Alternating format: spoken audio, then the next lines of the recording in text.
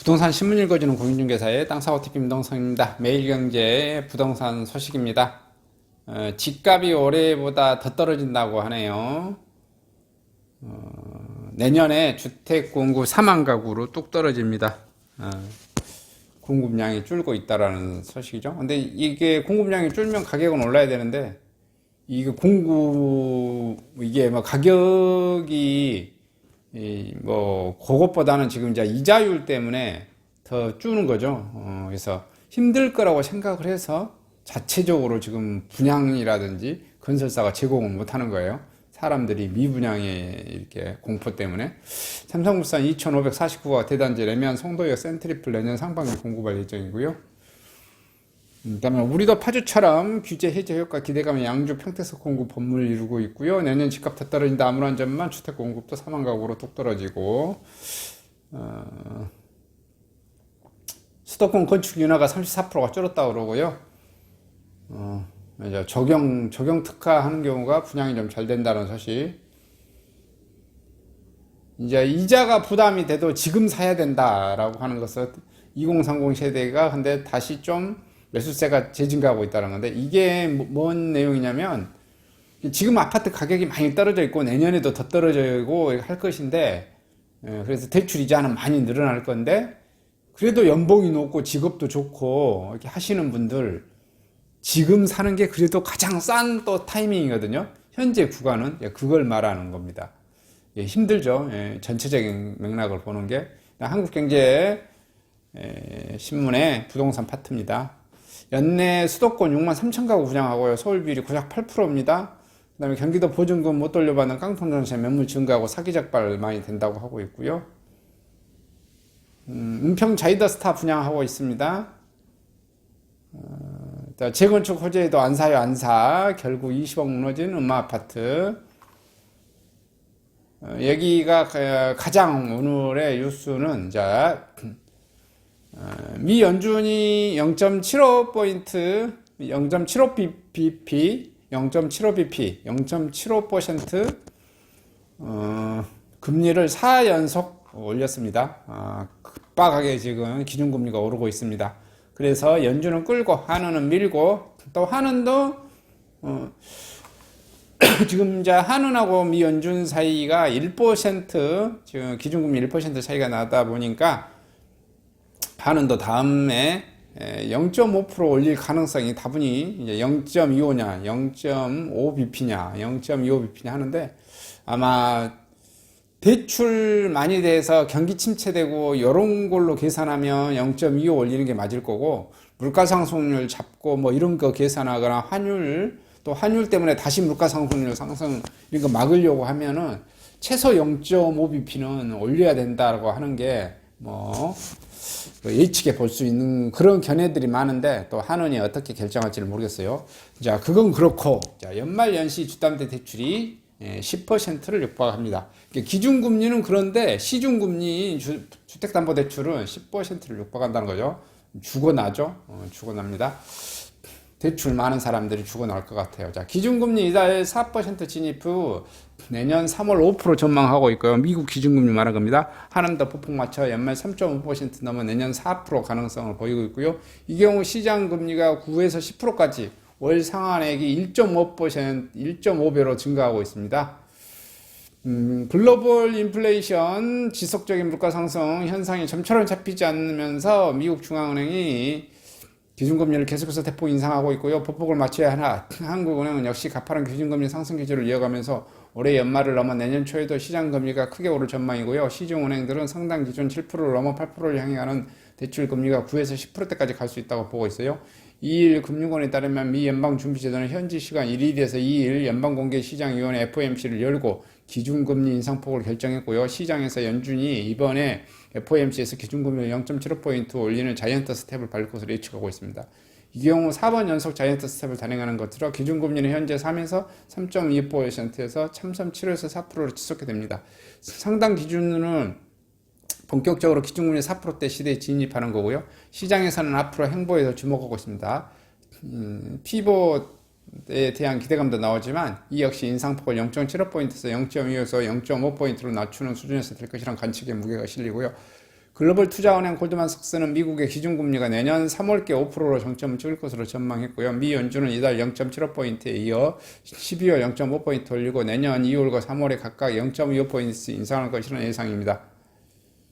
다시 한번 봐봅시다. 미 연준은 이달 0.25포인트에 이어 12월에는 0.5포인트 올리고 내년 2월과 3월에 0.25포인트 인상할 것이라는 예상입니다.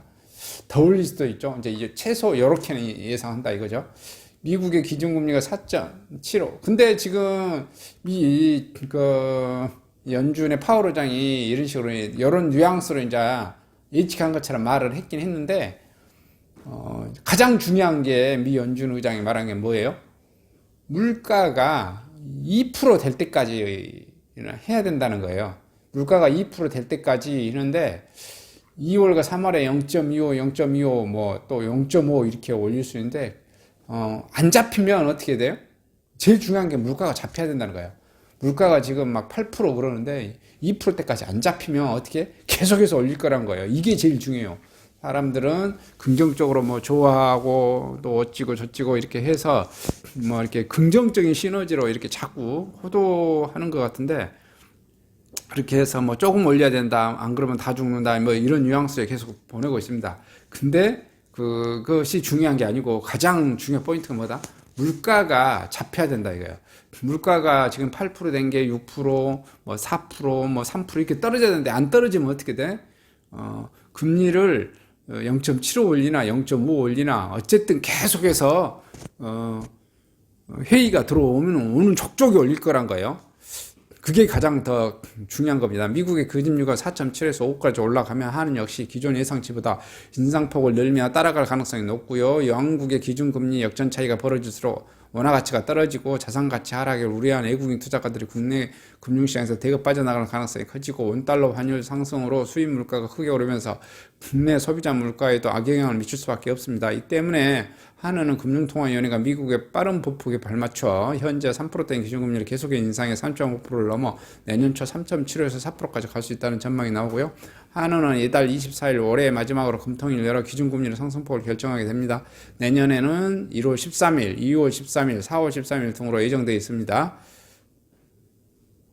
기준금리가 4%인 현재 담보대출과 전세자금대출, 신용대출 등 은행권의 시장금리 상단은 7%를 넘어 8%를 향해 가고 있고요. 기준율가 4%에 넘어지면서 시장금리가 상단에 9에서 10% 달할 수 있습니다. KB, 신한, 하나, 우리금융, 농협 등 5대 시중은행, KB, 국민, KB, 신한, 하나, 우리, 농협 5대 시중은행과 변동형 주담대는 하단금리가 5%를 넘어섰습니다.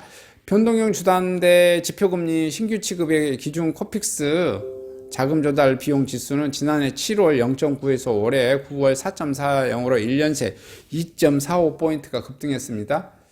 주담대 4억을 30년 만기에 올리금 균등 상환 방식으로 갚을 경우 금리는 3%대 매달 내는 돈은 168만 원이고요. 코픽스 상승분만큼 오른 5.45 금리를 적용하면 226만 원으로 58만 원 더 붙고요. 금리가 7%대가 되면 매달 갚아야 하는 부담이 100만 원 가까이 치솟아 266만 원 이르게 됩니다. 시중은행 관계자는 한미 기준금리 역전폭이 가장 컸던 국제통화기금 IMF 외환위기 전후 1.5포인트라며 지금처럼 연준이 금리를 빠르게 높이는 상황에서 하는 더 따라갈 수밖에 없고 조달 비용과 가상금리를 반영해 시장금리는 더 올라가는 구조라고 설명했습니다. 전체적인 거 보이시죠? 전체적인 거 지금 이런 금리 때문에 부동산 가격도 하락하고 부동산 관련 산업들 분양 아파트 분양도 공급이 줄고 또 미분양 나고 주택 거래는 없어지고 가격은 하락하고 뭐 이런 게 뭐 그냥 벌어진다고 보시면 돼요. 그리고 주식도 하락하고 금덩어리도 하락하고 뭐 은덩어리도 하락하고 다 하락합니다. 금리 앞에 지금 지속적인 폭발적인 금리 인상에 버텨낼 재간이 있는 것은 없다. 이 목적은 가장 큰 목적은 뭐다? 물가를 상승하지 못하도록 미 연준이 물가 잡는데 지금 그것을 공격하고 있는 거죠. 그냥 물가 잡겠다고 여기서 기관총을 지금 쏘아대는 거죠. 이렇게 생각하시면 되는 겁니다. 물가가 이렇게 계속해서 올리면 잡힐 거예요. 근데 우리가 말하는 경기 침체하고 그 다음에 준비되지 않는 개인들, 소비자들, 준비되지 않는 기업들이 도산하고 망할 겁니다. 우리는 계속해서 여러분들이 언급해주고 있죠. 경착륙을 막기 위해서 뭐 한다고 하지만은 이 경착륙이란 것은 막을 수가 대체적으로 없습니다. 대체적으로 모든 사건들은 경착륙으로 사건이 끝나죠. 망할 사람들은 계속해서 망해 나갈 것 같습니다. 좀 안타깝긴 하죠. 이런 게 준비되지 않는 사람들이 계속해서 많이 망해 나갈 것 같아요. 내년에는 더 많은 경매 물건도 더 나올 것 같고, 그 경매 물건에 또 도전하지 않는 사람도 이렇게 그냥 서로 눈치 보는 그런 구조가 되겠죠. 근데 자금이 있으신, 여력이 있으신 분들께서는 좀 사주는 게 이런 것도 또 미덕이지 않냐 하는 생각이 듭니다. 아까 말한 것처럼 연봉이 많고 월급이 많으신 분들, 또 현금 흐름이 좋으신 분들은 이번 기회에 올 연말이나 내년에 살 수 있는 주식이 됐든 금덩어리가 됐든 아파트가 됐든 부동산이 됐든 굉장히 저렴한 가격에 살 수 있는 기회라고 생각이 됩니다. 이상 연주는 끌고 한우는 밀고 연말연시 주담대 10% 육박한다는 소식 전해드렸습니다.